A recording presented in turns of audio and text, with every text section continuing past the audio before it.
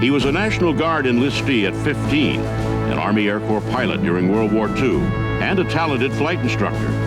Armed with a law degree, he was an accomplished military lawyer, a strategic war planner, and the commander of 150,000 officers and airmen.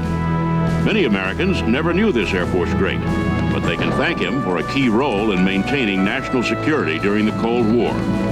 The former head of Strategic Air Command, he's been called a Renaissance man, and he's been called a leader, but his friends and foes alike know him simply as Russell Dougherty, and he is a legend of air power.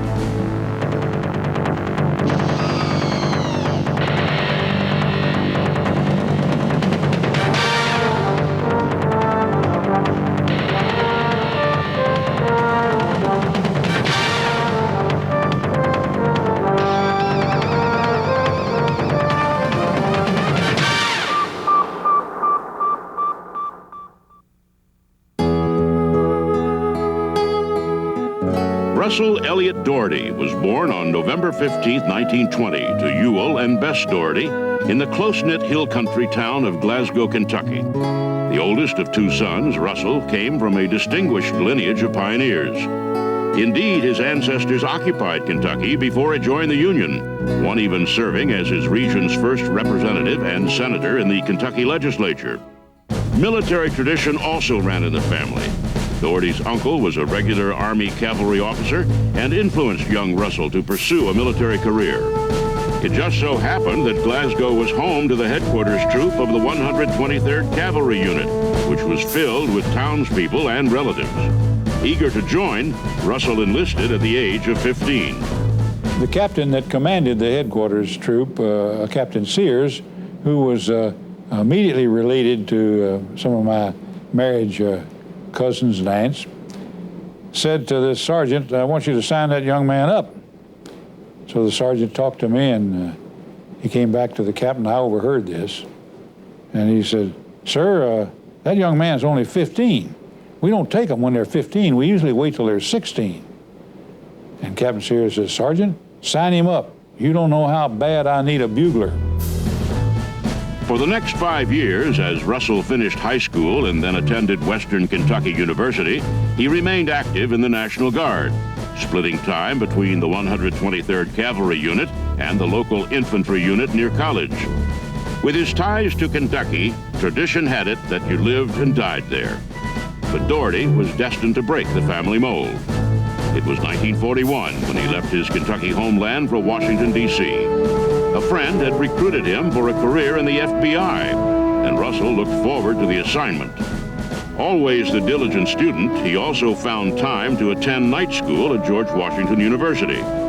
But his FBI career would be short-lived.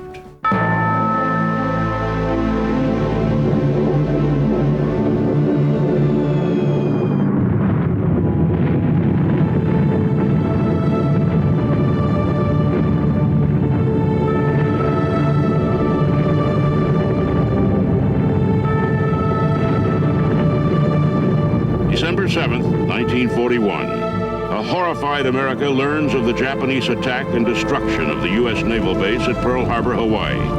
The United States declares war on the Japanese and enters World War II.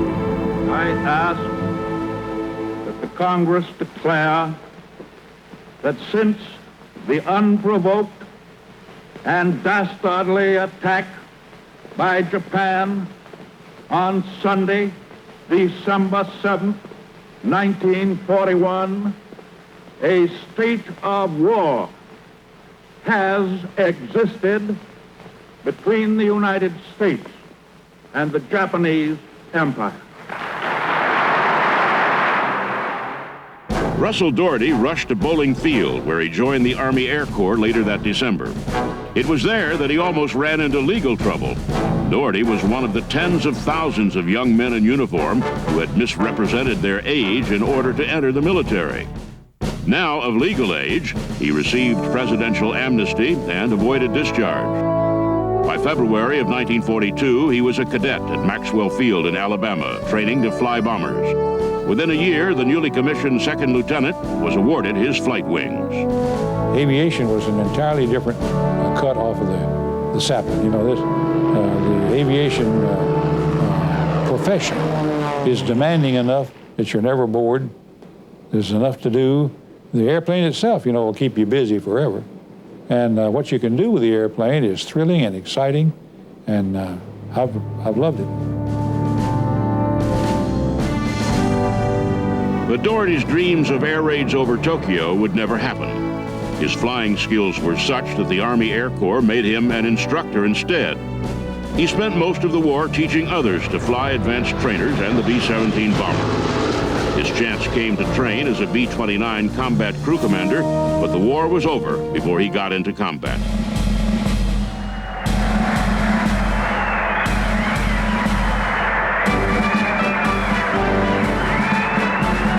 His military mission concluded, Russell Dougherty became an inactive Army Air Corps reservist, heading back to law school at the University of Louisville. Following the war, Russell was an active law student, making a name for himself as a trumpet player and manager of a successful university dance band. But something was missing. Although he was enjoying himself, the desire to continue military service in the Air Corps never left him. So, 6 months before completing law school, he applied for a regular commission in the Air Corps. Officials at Maxwell Field made an exception for the young pilot-turned-law student. They assigned him as a reserve officer for the remainder of law school, and then accepted him for active service in February of 1948.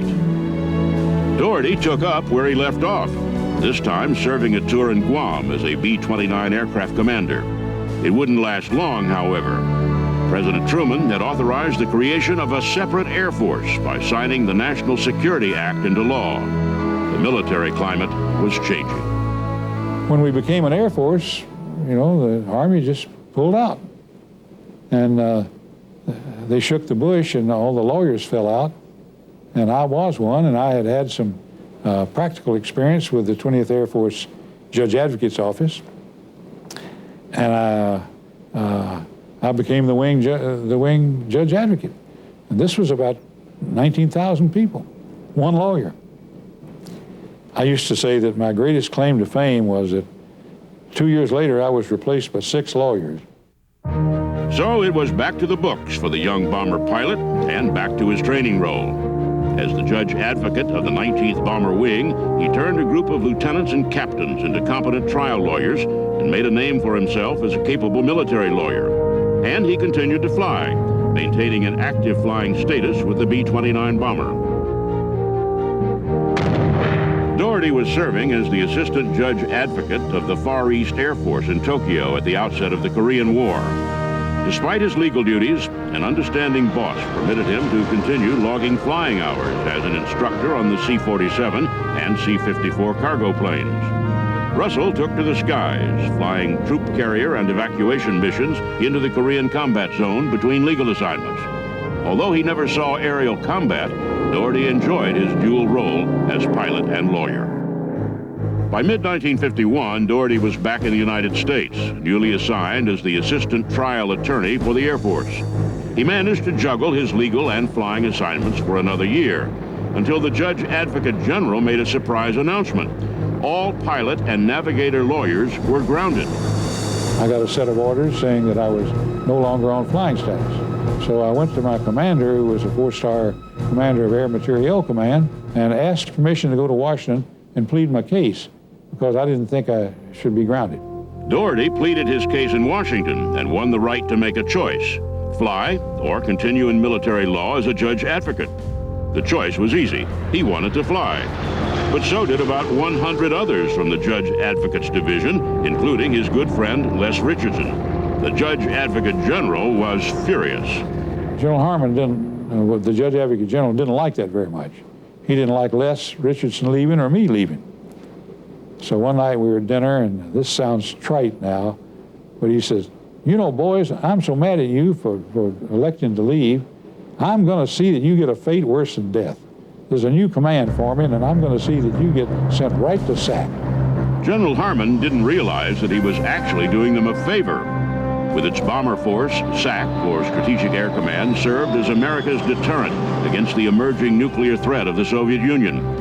SAC soon became one of the most important commands of the Air Force, and the people assigned to it were responsible for the heavy task of national security. The assignment was tough, but Dougherty was committed. Everybody that was closely associated with the early things of SAC, if you stick them, they'll bleed SAC. They'll like it. They'll tell you, I hated it at the time, but by God, it was great. Part of what made Strategic Air Command a hard assignment was its commanding officer. General Curtis LeMay had a reputation as a tough commander. Called the Iron Eagle, LeMay was hard but fair and always made sure his crews were well taken care of. LeMay once commented, "I don't mind being called tough. In this racket, it's the tough guys who lead the survivors." Dougherty thrived off of LeMay's leadership. As far as I'm concerned, General LeMay was absolutely incredible.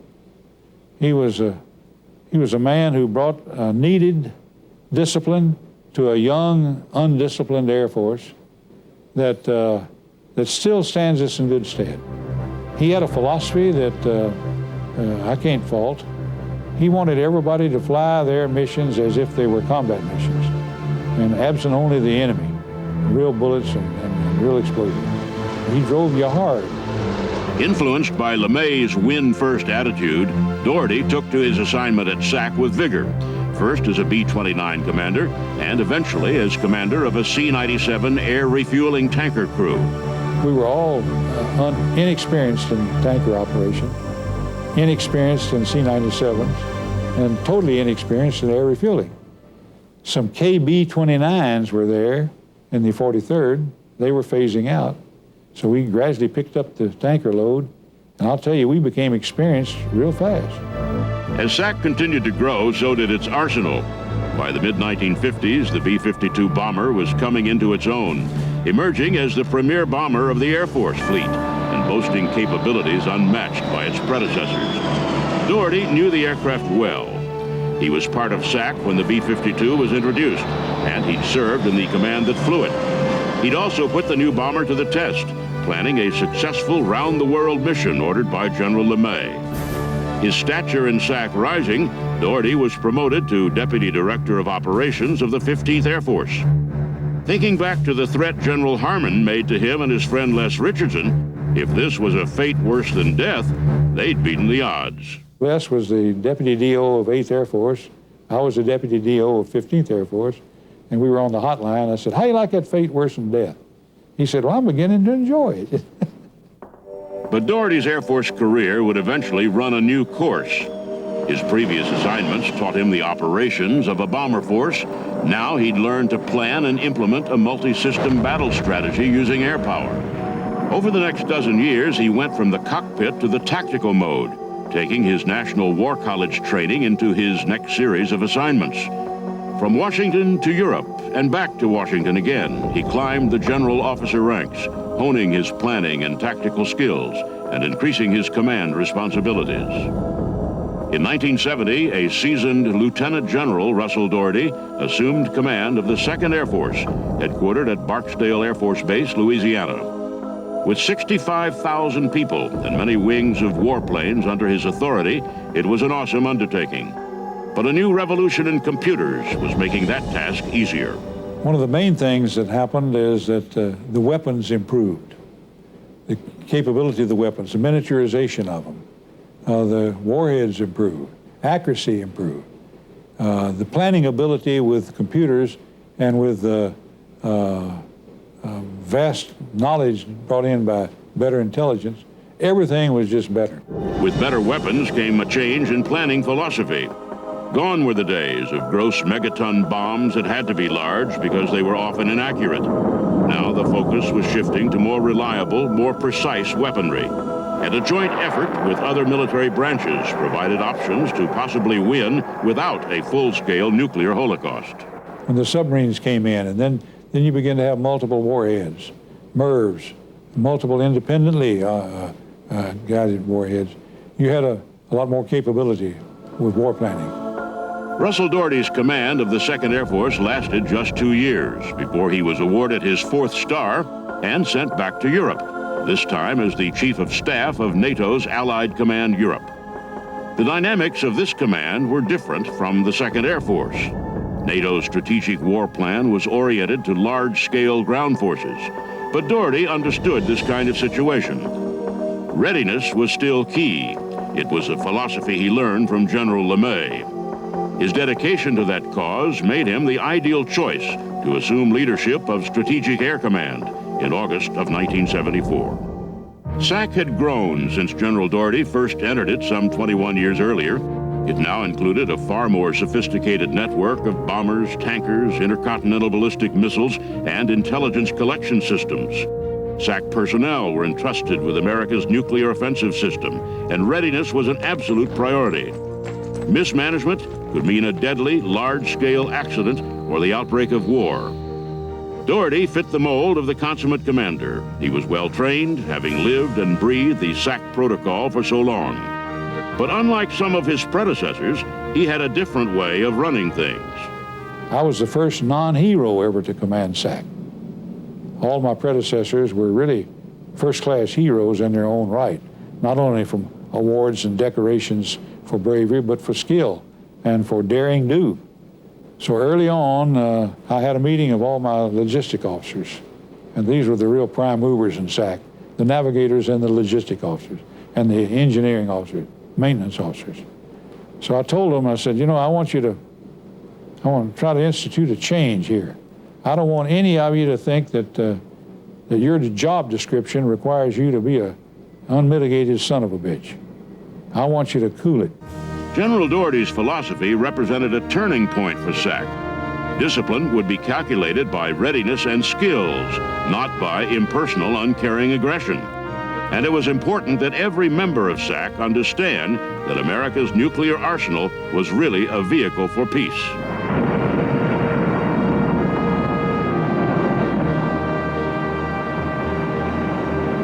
A lot of people are critical of that motto, peace is our profession, because they think it's trite. But to be able to do that job well, without actual practice, to be able to do it without ever doing it, and to stay ready all the time, where there are no gaps in your readiness, no gaps in your capability, and no gaps in the believability of what you can do. That takes an awful lot of people that are awful close to the mission. Their arsenal still is an arsenal for peace. As far as the motto of peace is our profession, when Strategic Air Command went away, so did the motto of peace is our profession. Tactical Air Command had a motto of readiness is our profession. Air Combat Command today has a motto of global power for America. So it has evolved over time, but certainly the arsenal that Strategic Air Command commanded was a great force for peace in the world and is a great force for peace in the world today. General Russell Dougherty led SAC until he retired from the Air Force in 1977. During his tenure, he held a prime role in successfully maintaining America's readiness against the ever-threatening presence of the Soviet Union's nuclear arsenal. His standards were not unique, but his management style was. He left a mark on SAC that may never be duplicated. Russell Dougherty brought to Strategic Air Command what he brings to everything he touches. He's a Renaissance man. He's just a natural leader by example and by intellect. What did he describe himself once as? The only non-hero who ever led the Strategic Air Command or something like that? Well, you know, he was not a heroic combat commander because he was not a combat commander, but he was a hero nonetheless to those who worked for him and to those on whom he had an effect. He is a man of great humility. He's a gentleman. He's a professional in every sense of the word, and that's just Russ Dougherty. He is going to understate his accomplishments every day, and make no mistake about it, he is one of the real heroes of the United States Air Force. Despite his retirement from active duty, Russell Dougherty remains involved in Air Force matters. Serving as the third director of the Air Force Association from 1980 to 1986, he ensured that Air Force matters were properly represented before Congress and that Air Force capabilities and requirements were understood throughout the local communities of the United States. As for the Air Force of the 21st century, he sees the need for certain changes in military philosophy. I took no pleasure the other day in having somebody say that every decision that was made at such and such a period of time was made by people in our government, none of whom had military experience. I think that the security of our country is important enough that it needs to be shared. I wish there was some way that we could make volunteer service for the nation a requirement for citizenship. While the U.S. military may always remain an all-volunteer force, the move toward an increased role for women in hazardous duty is an issue Dougherty thinks the military should address. I don't think women ought to get into the god-awful, dirty, vehement fights that you're experiencing in hand-to-hand combat, in land battles and things like that. So what are you going to do about it? You can't just say, it's so awful, I don't want my girls, my mother and my daughters to do it. They're going to do it.